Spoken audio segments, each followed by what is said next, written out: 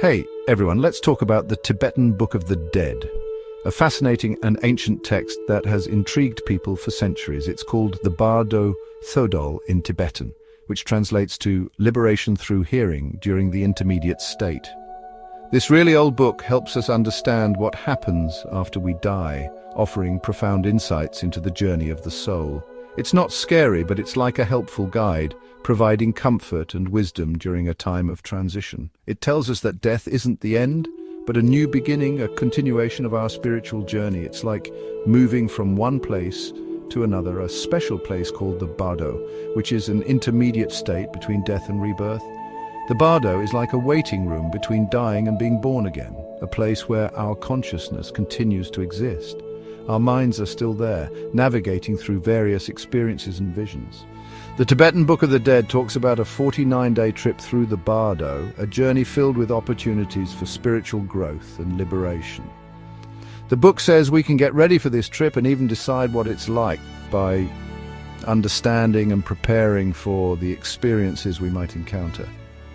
This trip has lots of different things that happen, some easy and some hard, each offering lessons and insights. At the end, we either become free or we are born again, continuing our journey in a new life. The book teaches us about our minds and how to face death bravely with understanding and compassion. People used to read this book to someone who was dying to help them navigate the Bardo, offering guidance and support.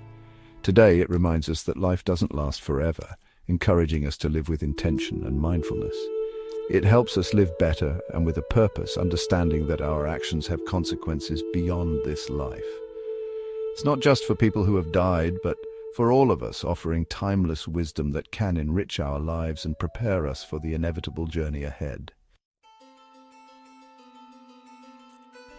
When we die, the first part of the Bardo starts with seeing a bright, clear light. This light is super bright, like pure energy. It's like our mind without any limits. This is a really important moment. People who have practiced a lot of spiritual things might know this light. They can join with it and become free from being born again and again. But most people, because they want things and have old habits, don't see this light. They think it's empty and scary and they run away. Then they go to the next part of the Bardo where they see lots of things, some scary.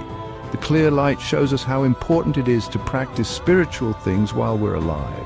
Meditation and other practices can help us know this pure energy. If we know it, we might join with it when we die. The clear light shows us that we all have the chance to be free, even when we die. After the clear light, we go to the second Bardo. This is a transitional state where the mind experiences various visions. This part has lots of bright, sometimes scary, pictures in our minds. These visions can be overwhelming and vivid. These pictures aren't real things, just things our mind makes. They are projections of our subconscious thoughts and emotions. They show the things we've done in our lives. Our actions, thoughts, and feelings are reflected back to us. We might see peaceful and angry figures. These figures represent different aspects of our personality and experiences. These figures show the different parts of ourselves. They are symbolic representations of our inner world. Peaceful ones show kindness, wisdom, and good skills. They remind us of our positive qualities and achievements. Angry ones show anger, wanting things, and not understanding. These figures highlight our negative traits and unresolved issues. How we react to these pictures decides what happens next in the Bardo. Our responses can influence our journey through this state. If we hold on to wanting things and not liking things, these pictures will feel real and scary and we'll feel bad. This attachment can cause us to suffer and feel trapped. But if we know these pictures are just in our minds, we can start to let go of our old habits. Recognizing their illusory nature helps us find peace. The Tibetan Book of the Dead tells us how to deal with these pictures. It provides guidance on navigating this complex mental landscape. It says to remember they're not real and to pay attention to our minds. Mindfulness and awareness are key to overcoming these challenges. This part of the Bardo shows us that our minds are powerful and can make our own world. Our thoughts and perceptions shape our reality. Even when we die, we are still in charge of what we experience. Our consciousness continues to play a crucial role in our journey. During weeks 3 and 4 in the Bardo, we see everything we did to other people, good and bad. It's not like someone is judging us, but it's like things just happen because of what we did. We feel the joy and pain we caused others, like it's happening to us. This can be scary because we see everything we did. We see how being greedy, hateful, or confused hurt ourselves and others. But we also see the happiness we caused by being kind, generous, and caring. This helps us learn and grow.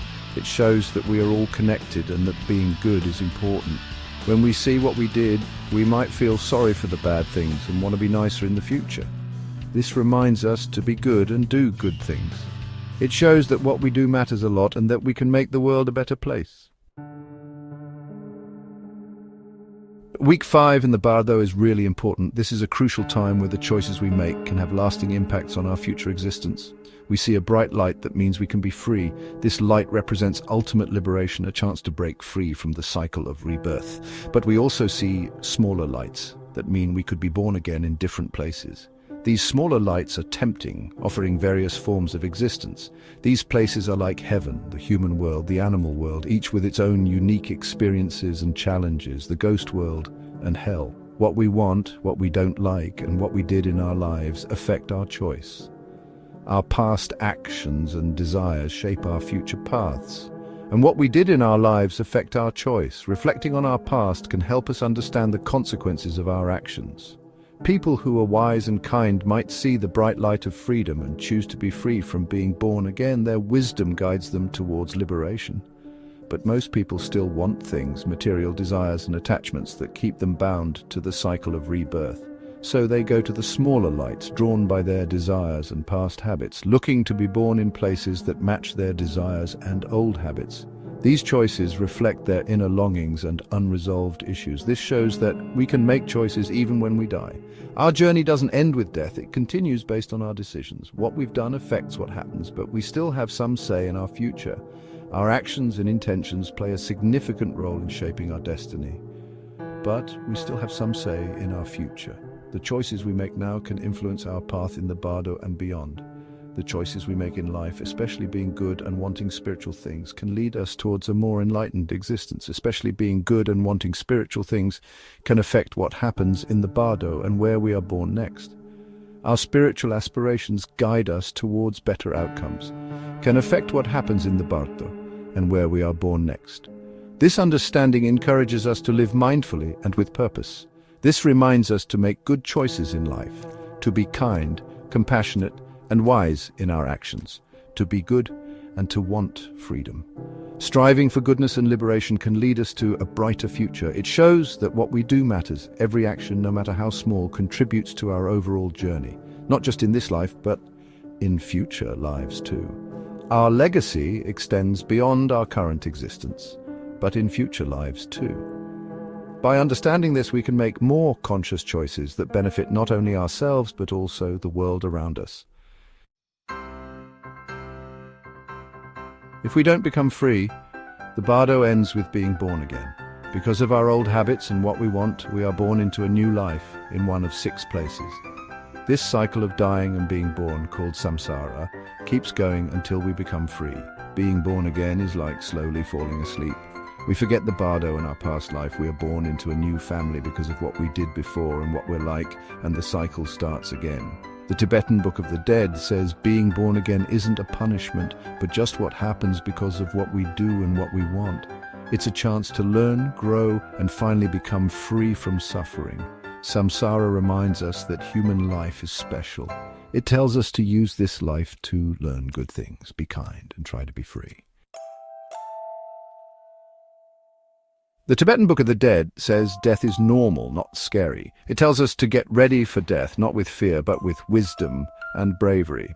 This means doing things that help us understand more, be better people, and fix past mistakes. Meditation is important in Tibetan Buddhism. It helps us quiet our minds, pay attention, and be kind. Meditation helps us understand our minds and not worry so much about ourselves. Thinking about how life doesn't last forever and that we all die is also important. This helps us see that life is special and makes us want to live better. Doing good things is also important. By being kind, generous, and good, we do good things that help us now and later. The Tibetan Book of the Dead says death isn't the end, but a new beginning. By getting ready for death, we can face it peacefully. The Tibetan Book of the Dead is really old, but it still matters today. Today, many people care a lot about things and are scared of dying. This book gives us a new way to think about life, death, and our minds. The book talks about the Bardo and how our minds can change. It tells us that death isn't the absolute end. It reminds us that we are more than just our bodies and that our minds can live on. The book teaches us about karma and being born again. It tells us to be responsible for what we do and to be good people. It shows us that we are all connected and that our choices matter. The Tibetan Book of the Dead helps us understand ourselves and teaches us how to live better, be kinder, and have a purpose. It's not just for one group of people, but for everyone. The Tibetan Book of the Dead has a long and interesting story. For a long time it was a secret. Tibetan Buddhist teachers would only tell its teachings to a few people. The book was special and powerful, and not everyone was ready for it. But in the 1900s, the book was translated into English and other languages so more people could read it. This caused a lot of excitement and some arguments. Some people thought it was amazing and taught us about our minds and dying. Others thought it wasn't real or that it was just scary stories. Even though it's hard to understand sometimes because it's from a different culture, the Tibetan Book of the Dead is still interesting to people all over the world. It teaches us about death and what might happen after. It makes us think about the big questions in life. More and more people are reading it because they want to understand life better. The Tibetan Book of the Dead can help us understand life and death.